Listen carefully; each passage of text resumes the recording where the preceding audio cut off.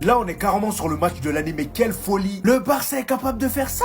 Moi qui pensais que c'était déjà mort pour eux avec toutes les erreurs de Chesney, mais en fait non. Là, ils viennent de montrer au monde entier que le mental est aussi présent. Et surtout que cette Ligue des Champions est faite pour eux. Regardez-moi la liste des buts, s'il vous plaît. On est passé d'un 2-1 où le Barça était mené. En première mi-temps, c'était compliqué pour eux. Benfica a dominé la majeure partie de la première mi-temps en plus des erreurs du Barça. À la 30e minute, il y avait 3-1. Encore une erreur de Chesney. Mais malgré tout ça, le Barça n'a pas lâché. À la deuxième mi-temps, ils sont revenus avec le mental. Dès qu'ils ont commencé à égaliser petit à petit, c'est là Benfica, ils ont commencé à enchaîner les erreurs. Carrément, le gardien de Benfica, bête qu'il est, il est allé aider le FC Barcelone en cognant la tête de Rafinha. Est-ce que vous vous rendez compte de la dinguerie du match, s'il vous plaît? À la fin, bien évidemment, sur une contre-attaque éclair du FC Barcelone, je sais pas où ils ont sorti ça, mais les amis, c'est énorme. En fait, là, le Barça, j'ai compris, c'est le Real Madrid de la saison dernière en Ligue des Champions. En Liga, c'est compliqué pour eux, mais en Ligue des Champions, faut pas rigoler avec eux jusqu'à la dernière minute, reste concerné. Parce que là, ce qu'ils viennent de faire là, c'est un gros signal à tous les gros clubs. Tout le monde est au courant maintenant. Là, qu'on se dise la vérité, hein, je vois pas qui pourra les arrêter.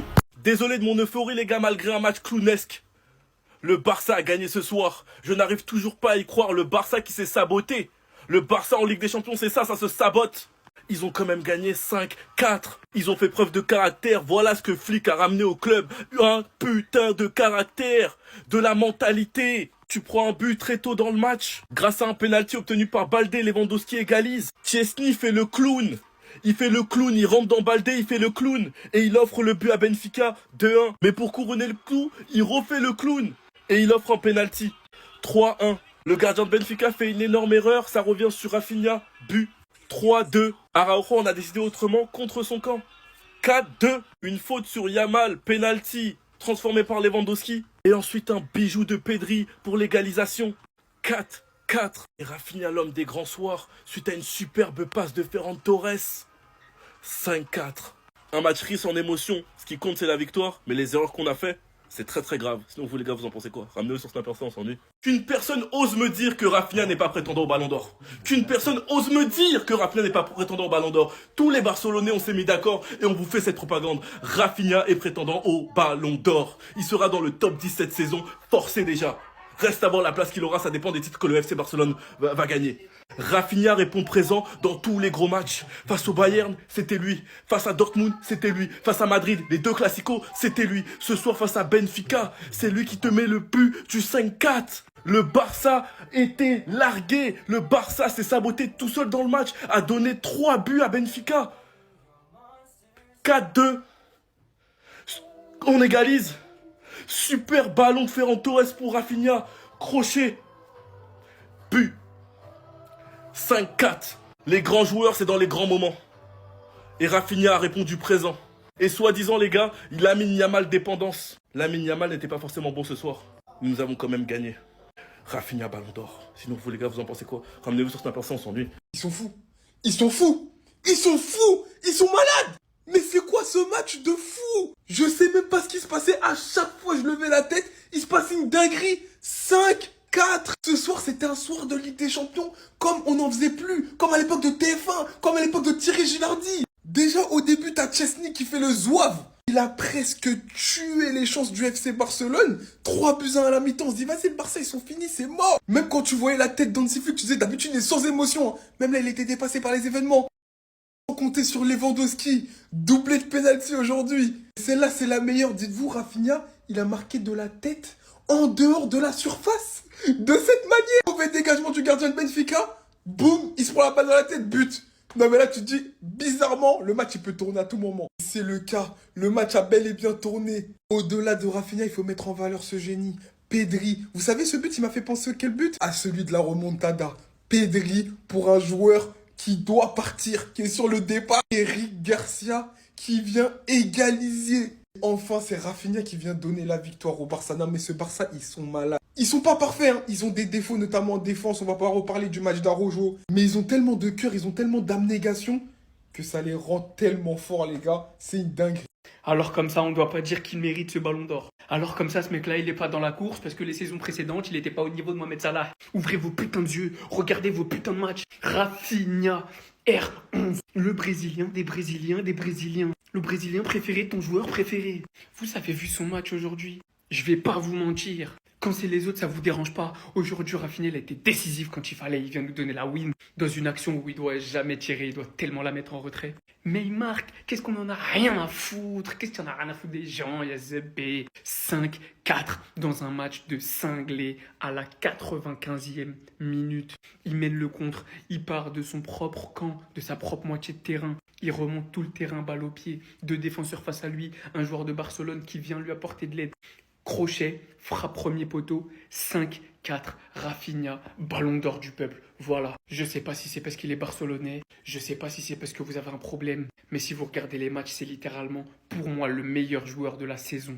Cette saison, me parlez pas de la saison dernière, la saison d'avant, je m'en fous. Le ballon d'or n'est pas attribué sur les saisons passées, il est attribué sur les performances sur une saison. Et je vois pas pourquoi Rafinha n'y prétendrait pas. C'est un monstre, c'est devenu un nouveau joueur sous flic. N'oubliez pas les Barcelonais, n'oubliez pas comme vous l'avez critiqué. Il a fait taire toutes les critiques, il est devenu le chouchou numéro 1. Il est devenu le capitaine favori des Barcelonais en 2025.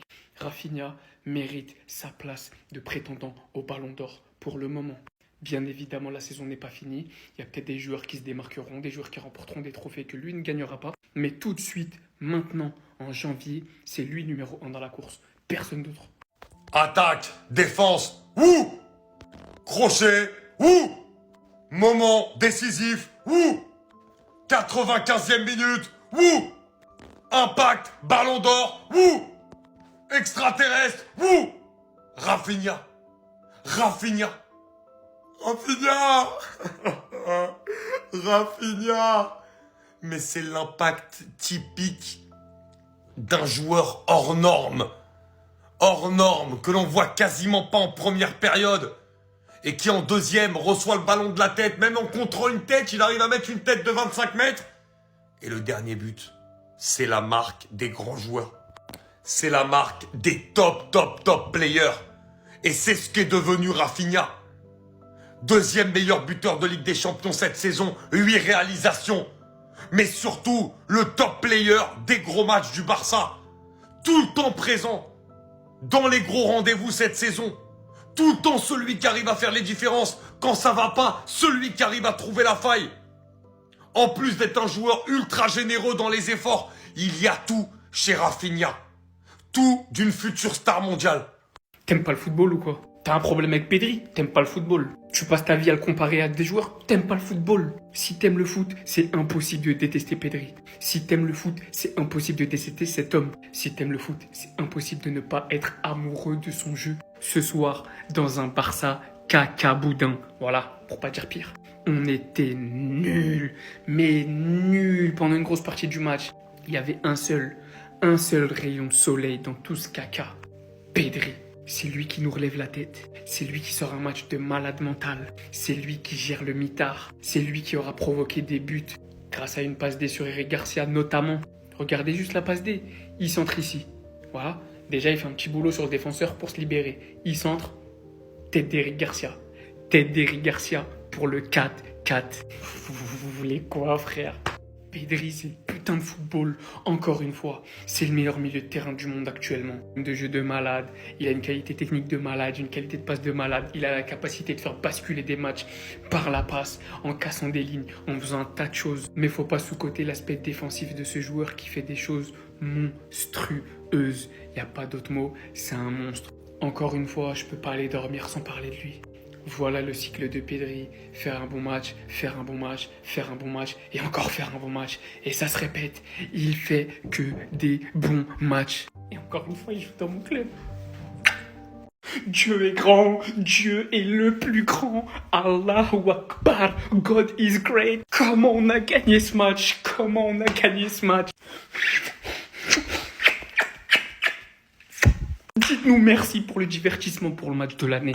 Remerciez le FC Barcelone de vous avoir proposé le meilleur match de l'année. 5-4, des buts de gag, des buts de fou, un scénario de malade. On était mené 4-2, on est revenu 5-4. Je vais être super franc avec vous. Je sais même pas s'il n'y avait pas penalty sur l'action où on marque le 5e but. Et il y a de grandes chances qu'on les vole. Il y a de très grandes chances qu'on les vole. Mais me demandez pas ce soir, s'il vous plaît, après un match pareil, de faire preuve d'objectivité. Je vous demande que ça. Je viens de vivre un scénario de malade. Je pensais qu'on allait perdre. Je pensais ensuite qu'on allait réussir à accrocher le nul. Et à la dernière seconde, on vient arracher la victoire à Benfica dans une ambiance de malade contre un Benfica extraordinaire. Parce qu'il faut le dire, Benfica, ils font un match de fou. Ouais, je suis essoufflé, ouais, si vous voulez savoir pourquoi je suis essoufflé, allez sur Snap. Le lien est dans la bio, vous comprendrez. Mais qu'est-ce que vous voulez que je vous dise? Rafinha, Pedri, voilà, ça s'arrête là. Rafinha, Pedri, je vous aime. Barcelone, j'aime ce club.